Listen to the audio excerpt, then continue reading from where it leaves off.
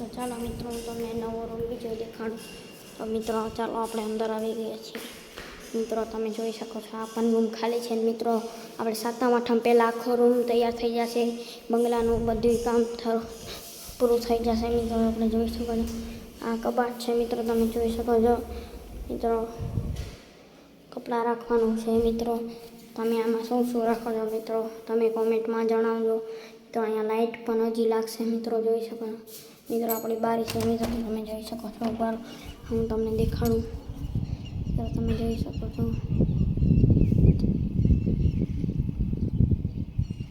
મિત્રો આપણી ઓરડી છે. મિત્રો આ બધે બકાલું છે. મિત્રો તમે જોઈ શકો છો આપણું બકાલું.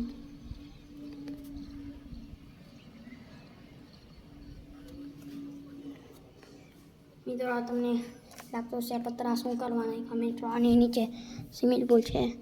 મિત્રો હું તમને સ્વિમિંગ પુલમાં પછી દેખાડું. મિત્રો પહેલાં આપણે ઉપર આવ્યા છીએ તો ઉપરનું જોઈ લઈએ. મિત્રો અમારે બાથરૂમ પણ છે. મિત્રો તમે જોઈ શકો છો.